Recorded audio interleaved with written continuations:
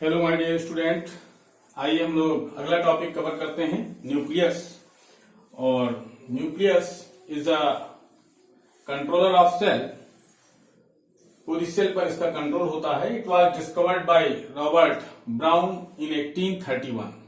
1831 में Robert brown ने इसको डिस्कवर किया। और ये दिखता कैसे है, माइक्रोस्कोप में जब आप देखेंगे स्टेन करके सेल को, तो डार्क कलर का स्फेरिकल या oval dot like structure near the centre of each cell. Centre के पास में ही आपको एक डार्क कलर का स्ट्रक्चर मिलेगा, ओवल होगा या स्फेरिकल भी मिलेगा। तो this is known as nucleus. It has a double layer, one is outer and other is inner membrane. This is called nuclear membrane which have small pores. This is called nuclear pore. And the fluid matrix present inside this nuclear membrane is called nucleoplasm. तो nuclear pore help करते हैं nucleoplasm और cytoplasm में किसी चीज का exchange होना है तो सब्सटेंसेस का, मटेरियल्स का, तो यहां पर ये हेल्प करते हैं। One large spherical bodies is present which do not have any outer membrane is called nucleolus. ये एक भी होती हैं, दो भी पाई जाती हैं न्यूक्लियोलस। तो हर एक न्यूक्लियस में आपको एक न्यूक्लियोलस प्रेजेंट होगी जब आप यूकैरियोटिक सेल की स्टडी करोगे। प्रोकैरियोटिक में तो न्यूक्लियर मेम्ब्रेन भी नहीं होती है, और न्यूक्लियर मेम्ब्रेन जब नहीं होगी then it is called nucleoid. That means when DNA is naked without any nuclear membrane then it is called nucleoid present in prokaryotic cell. हम लोग यूकैरियोटिक सेल में न्यूक्लियस को स्टडी कर रहे हैं। तो यहाँ nucleolus, this was discovered by Fontana and the function of nucleolus is the formation of ribosomes. It is also called the factory of ribosomes. The थ्रेड-like structure present inside this nuclear membrane is called chromatin thread। जो आप थ्रेड-like structure देख रहे हैं nucleus के अंदर, this is called chromatin thread. ये DNA और प्रोटीन का बना होता है। क्रोमैटिन थ्रेड कंडेंस होकर के सेल डिवीजन के समय क्रोमोसोम बनाते हैं। जब सेल डिवीजन डिवाइड करने को तैयार होगी सेल, तो उस समय ये कंडेंस हो जाएंगे और क्रोमोसोम बनाएंगे। तो chromosome are composed of DNA and protein, same होगा composition. It contain information for inheritance, क्योंकि डीएनए यहाँ पर डीऑक्सीराइबोन्यूक्लिक एसिड, तो वो इनहेरिटेंस में हेल्प करेगा, कैरेक्टर को पेरेंट्स से प्रोजेनी में ले जाएगा, नेक्स्ट जनरेशन में ले जाने में हेल्प करेगा chromosome. Chromosome was discovered bye Strasburger. तो उसको आप इतना ही यहाँ पर जानना है, बहुत ज्यादा डीप में नहीं चलेंगे। Functional segment of DNA is known as gene. Genes आपसे पूछा जाता है तो आप बताएंगे functional segment of DNA. DNA का वो सेगमेंट जो कैरेक्टर्स को नेक्स्ट जनरेशन में ले जाए, that segment is called gene. Gene is the smallest segment of DNA that can carry genetic character from parents to offspring is called gene. यहां और इस न्यूक्लियर मेम्ब्रेन के आउटर साइड में आप देख रहे हैं राइबोसोम्स इससे अटैच्ड हैं, और यहीं से ही फॉर्मेशन हो रहा है ईआर, एंडोप्लाज्मिक रेटिकुलम का। तो हम लोग इसको आगे पढ़ेंगे ईआर के बारे में, रफ ईआर, आरईआर और एसईआर, रफ एंडोप्लाज्मिक रेटिकुलम और स्मूथ एंडोप्लाज्मिक रेटिकुलम के बारे में आगे पढ़ेंगे। यहाँ पर न्यूक्लियस का स्ट्रक्चर हम लोगों ने देखा। आइए हम लोग अब आगे न्यूक्लियस का फंक्शन देखते हैं। Function of nucleus. तो न्यूक्लियस जैसे मैंने बताया कि कंट्रोलर ऑफ सेल है। All the activities of cell is controlled by its nucleus. Nucleus ही सारी एक्टिविटीज को कंट्रोल करता है, क्योंकि इसके पास डीएनए है। So nucleus is also known as controller of cell, इसलिए इसको कंट्रोलर ऑफ सेल कहते हैं। It plays central role in cellular reproduction. Cell के रिप्रोडक्शन में भी, सेल जब डिवाइड करती है, सेल डिवीजन में भी ये सेंट्रल रोल प्ले करते हैं। मीन्स इसका पहले कैरियोकाइनेसिस होगी, न्यूक्लियस का डिवीजन होगा, देन साइटोकाइनेसिस होगी, साइटोप्लाज्म का डिवीजन होगा। तो इसी के अकॉर्डिंग जैसे इसमें इंफॉर्मेशन होगी, उसी के अकॉर्डिंग वो डीएनए मीन्स रेप्लिकेट होते हैं, कॉपी होंगे, उसके बाद कैरियोकाइनेसिस, फिर साइटोकाइनेसिस। तो सेंट्रल रोल रिप्रोडक्शन में भी हेल्प करेगा। डीएनए यहाँ पर किस तरह से उसमें डिवीजन होना है, ये डीएनए में सारी इंफॉर्मेशन होती है। It also help in the transfer of genetic character, क्योंकि डीएनए है, इसके पास क्रोमोसोम है, क्रोमोसोम पर बहुत सारे जीन होते हैं, तो वो जेनेटिक कैरेक्टर को एक जनरेशन से दूसरी जनरेशन में ले जाते हैं। तो इसलिए ये हेल्प करेगा इसमें भी transfer of genetic character from parent to progeny. इस तरह से ये 3 फंक्शन यहाँ पर आपको तैयार रखने हैं न्यूक्लियस के। नेक्स्ट टॉपिक जो cytoplasm. Cytoplasm is the fluid matrix present inside the nuclear membrane. लेकिन न्यूक्लियस नहीं आएगा इसमें, न्यूक्लियोप्लाज्म को नहीं रखेंगे। तो क्या होगी definition? Part of the cell present between the cell membrane and nuclear membrane. Cell membrane और न्यूक्लियर मेम्ब्रेन के बीच में जो पार्ट है, जो फ्लूइड मैट्रिक्स है, दैट इज कॉल्ड साइटोप्लाज्म। इस cytoplasm is equal to protoplasm minus nucleoplasm. Nucleus को निकाल दीजिए, या cytoplasm plus nucleoplasm is equal to protoplasm. Cytoplasm में अगर आप न्यूक्लियोप्लाज्म न्यूक्लियस को भी ऐड करेंगे तो टोटल जो फ्लूइड मैट्रिक्स होगा दैट इज कॉल्ड प्रोटोप्लाज्म। यहाँ कंफ्यूजन बहुत होता है साइटोप्लाज्म और प्रोटोप्लाज्म में, तो कंफ्यूजन नहीं होना चाहिए। साइटोप्लाज्म छोटा होगा, प्रोटोप्लाज्म बड़ा होगा, मींस पूरी न्यूक्लियर मेम्ब्रेन के अंदर जितना फ्लूइड मैट्रिक्स है that is called protoplasm.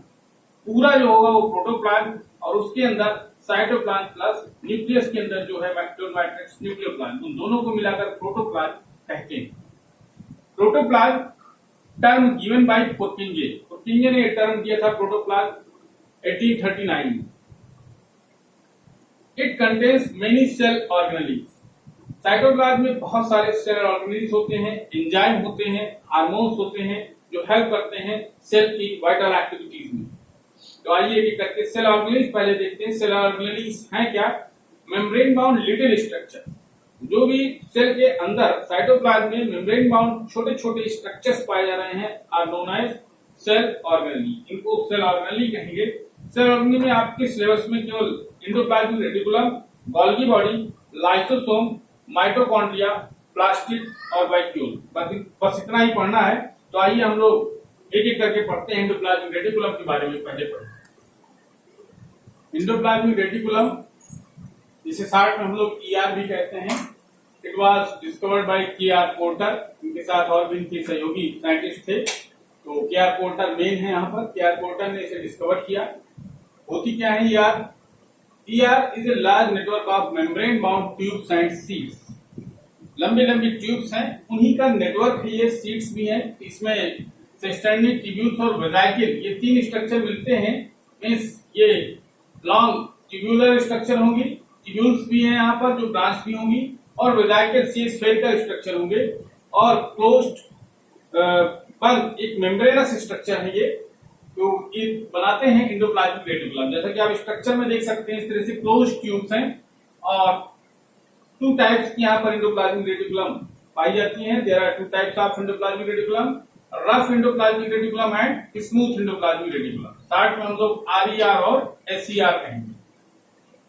RER के बारे में आइए पढ़ते हैं। Rough endoplasmic reticulum.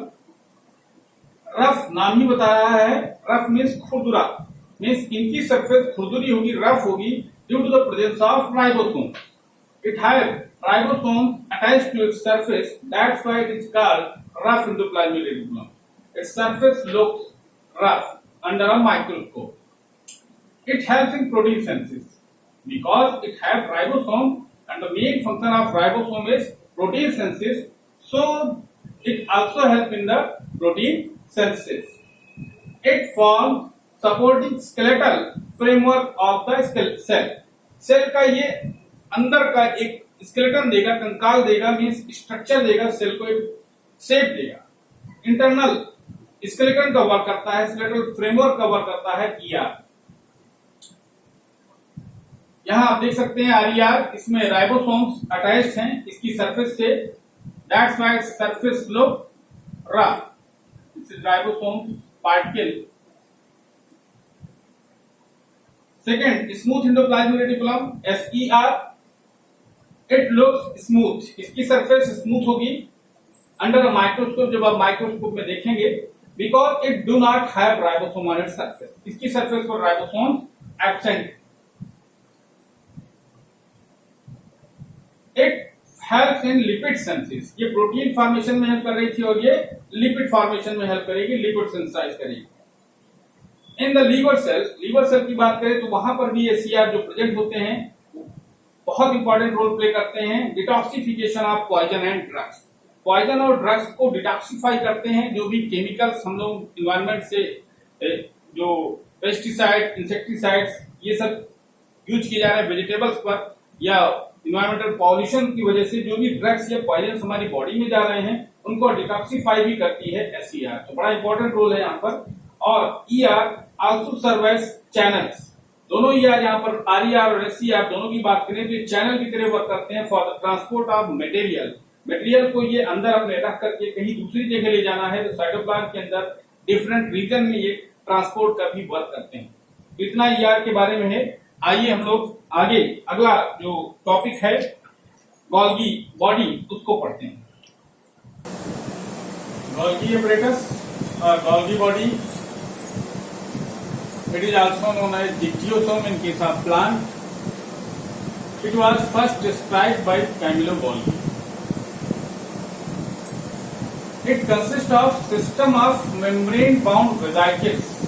These are vesicles, membrane-bound vesicles arranged approximately parallel to each other in stacks called cisterns. ये जो पतली पतली ट्यूब्यूल हैं ये पैरेलल हैं दूसरे के और उनको सिस्टर्न्स बोलेंगे और इसमें वेजाइकल्स भी पाई जाती हैं जो स्फेरिकल हैं। तो क्लोज्ड मेम्ब्रेनस स्ट्रक्चर है ये और ये पूरा का पूरा एक सिस्टम होता है जिसमें वेजाइकल्स और सिस्टर्नी पाए जाते हैं जो आपस में एक दूसरे के पैरेलल है। This is called Golgi body. आप पहले भी पढ़ चुके हैं प्रोकैरियोटिक सेल में जो मेम्ब्रेन बाउंड लार्ज ऑर्गेनेली है that are absent in prokaryotic. It is absent in bacteria, blue green algae, also known as cyanobacteria. The full form of BCA is blue green algae, and also absent in mature sperm, mature RBC of mammals. तो यहाँ पर ये absent होगी, इनमें नहीं पाई जाती है Golgi body. It helps in the storage, modification, packaging। अगर फंक्शन की बात करें तो दो फंक्शन सभी के तैयार होने चाहिए आपको, minimum 2 function. It helps in the storage, store भी करेगा इसी वेजाइकल्स में।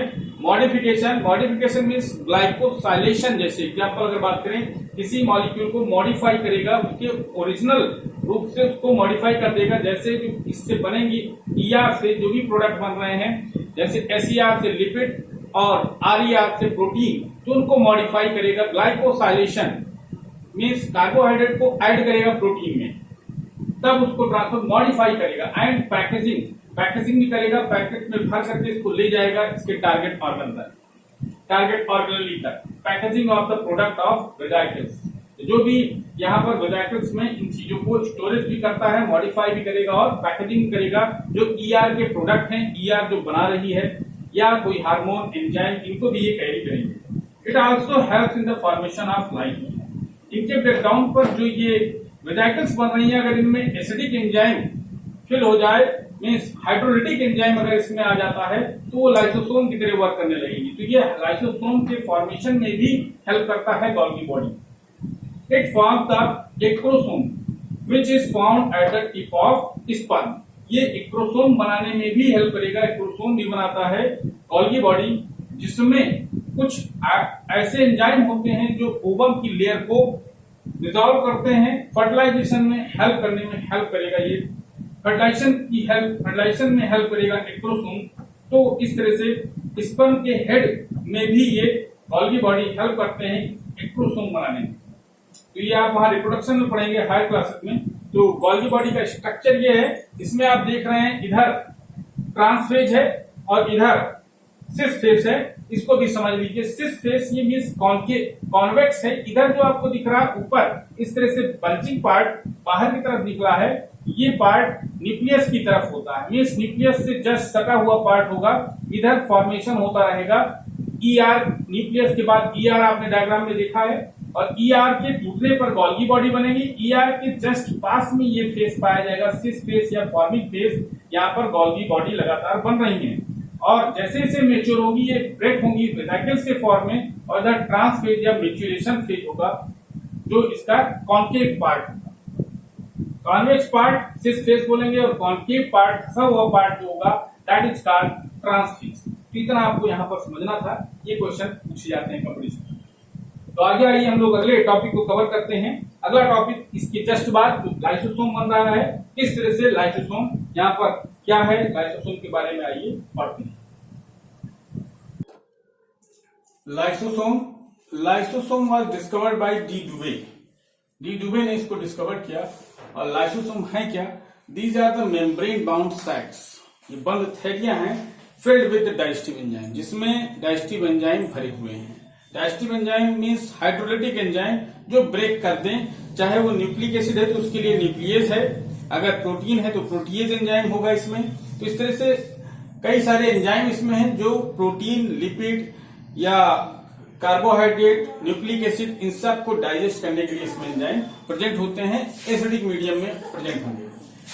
During the disturbance in the cellular metabolism, जब सेल में कोई डिस्टर्बेंस होगा तो उस समय lysosome, when the cell get damage, जैसे कोई सेल डैमेज हो गई, कहीं चोट लगी, किसी सेल में कोई सेल उस समय डैमेज हो रही है, सड़ रही है, वहां पर डिके हो रहा है, या कोई फॉरेन पार्टिकल आ गया है, कोई पैथोजन आ गया है, तो लाइसोसोम में बस्ट, लाइसोसोम वहां जाकर के बस्ट कर जाते हैं, फट जाएंगे और उनके एंजाइम निकलेंगे बाहर। The enzyme digest their own cell, और उस पूरी सेल को डाइजेस्ट कर देगा लाइसोसोम।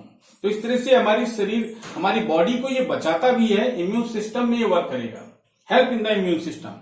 लेकिन कभी कभी ये जब अनकंट्रोल होगा तो ऑटो इम्यून डिजीज भी करता है, लेकिन जनरल केस में ये हमारे इम्यून सिस्टम को स्ट्रांग बनाता है, फॉरेन पार्टिकल को या किसी डैमेज सेल को वहां से क्लीन करेगा। Therefore it is also known as suicide bag of the cell, इसीलिए इसको सुसाइड बैग कहते हैं, क्योंकि जिस सेल में है ये उसी सेल को डिस्ट्रॉय कर दे रहा है, क्योंकि उस सेल में कोई गड़बड़ी हुई, कोई सेलुलर मेटाबॉलिज्म में डिस्टर्बेंस हुआ, इस वजह से उस सेल को डिस्ट्रॉय किया इस एंजाइम के थ्रू बस्ट होकर के। तो इस that's why it is called suicide bag of the cell.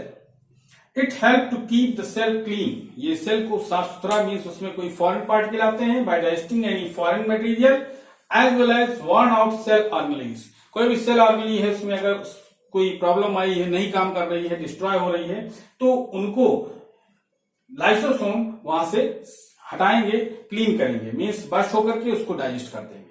तो इतना लाइसोसोम के बारे में आपको इसका स्ट्रक्चर और दो फंक्शन सभी ऑर्गेनेल के तैयार करने हैं। नेक्स्ट टॉपिक आपका माइटोकॉन्ड्रिया, प्लास्टिड, वैक्यूल और सेल डिवीजन, इतना बचा हुआ, इसको हम लोग नेक्स्ट लेक्चर में कवर करते हैं। Thank you.